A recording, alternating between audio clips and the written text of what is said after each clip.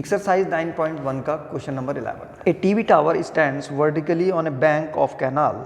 From a point on the other bank directly opposite to the tower, the angle of the elevation of the top of the tower is 60 degree.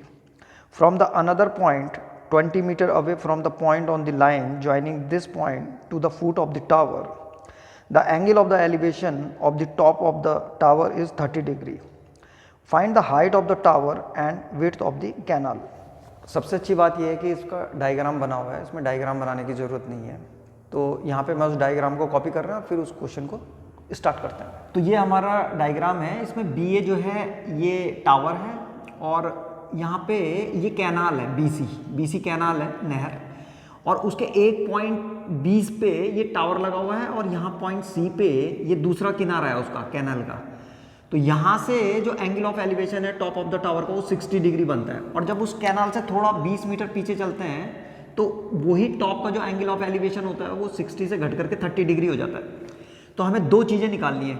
एक तो निकालना height of the tower यानी कि A B, तो इसको मान लेते हैं ये एच है, height of the tower H. और एक निकालना है हमको ये कि कैनाल की विड्थ कितनी है. तो कैनाल की विड्थ एक्स ले लेते हैं. Let the width of the canal be x. सबसे पहले इस वाले ट्रायंगल को ले लेते हैं, in right angle triangle A B C. तो यहाँ पे लिख देंगे in right angle triangle A B C. तो इसमें लगा रहे हैं हम 1060 इज इक्वल टू क्या होता है, परपेंडिकुलर अपॉन बेस. तो परपेंडिकुलर है हमारे पास ए बी और बेस है हमारे पास बी सी. तो A B upon B C लिख दिया. अब इनकी वैल्यू रख देंगे. 1060 की वैल्यू होती है √3 और ए बी की जगह में आ जाएगा H, height of the tower, और विड्थ, ये विड्थ है कैनाल की, तो x आ गया. तो यहाँ से एक रिलेशन आ जाएगा h और x में. तो इसको इधर भेज रहा हूँ मैं, तो ये जाएगा √3x is equal to H. तो इसको ऐसे लिख करके लिख देते हैं h is equal to √3x. Equation number first बन गई.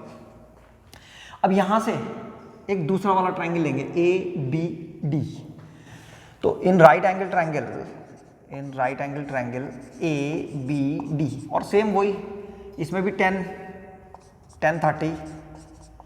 1030 इज इक्वल टू कितना हो जाएगा, परपेंडिकुलर अपॉन बेस. तो परपेंडिकुलर है इसका ए बी, तो यहाँ पे लिखेंगे ए बी अपॉन बेस की जगह में आ जाएगा पूरा का पूरा डी बी या बी डी. तो बी डी लिख रहे हैं, बी डी.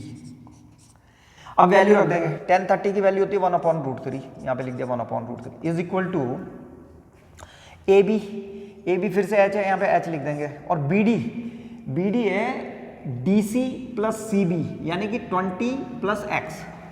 तो यहाँ पे लिख देंगे 20 प्लस एक्स. अब इसकी क्रॉस मल्टीप्लाई कर देंगे, ये इधर और ये इधर. तो यहाँ पे लिख देता हूँ मैं, ये हो जाएगा हमारे पास 20 plus x is equal to h. यहाँ पे 20 plus x is equal to ये √3h हो जाएगा, √3 इंटू एच. ये √3 यहाँ चला जाएगा. अब यहाँ पे हमने h की वैल्यू रखी हुई है, h इज इक्वल टू था √3x. तो यहाँ पे h की जगह में √3x रख देंगे. तो ये जाएगा 20 plus x is equal to √3 और h की जगह में आ जाएगा √3x. यहाँ पे लिख देंगे भाई ये कहाँ से आया, तो ये आ रखा है हमारे पास फ्रॉम फर्स्ट इक्वेशन. अब √3 से इंटू जाएगी तो 3x आ जाएगा. ये जाएगा 20 plus x is equal to 3x. इस x को उधर भेज देंगे तो माइनस हो जाएगा. तो 20 is equal to 3x minus x. तो 20 इज इक्वल टू 2x. इसका मतलब ये हुआ कि 2x इज इक्वल टू 20. तो 2x is equal to 20, x is equal to 20 upon 2.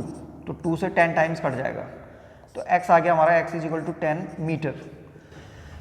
क्योंकि ये डिस्टेंस मीटर में दे रखा, तो ये हाइट इसकी जो ये वाला डिस्टेंस आएगा ये भी मीटर में आ जाएगा. तो x is equal to 10 metre. तो ये कैनाल की जो विड्थ थी वो तो निकल गई है. अब हमें हाइट निकालनी है h. तो h हम यहाँ से निकालेंगे. h इज इक्वल टू क्या आ रखा था, √3x. तो यहाँ पे निकाल देता हूँ, यहाँ पे जगह है. h निकालना है हमें. h is equal to √3x. तो h इज इक्वल टू √3 और x की वैल्यू अभी अभी आई है 10, तो इंटू 10. तो h is equal to 10√3 metre. तो लास्ट में हमें फाइनल आंसर लिखने हैं. पहला, सबसे पहले हमने निकाली थी विड्थ, ये है width of the canal 10 metre and height of the tower 10√3 metre. तो ये था क्वेश्चन नंबर 11.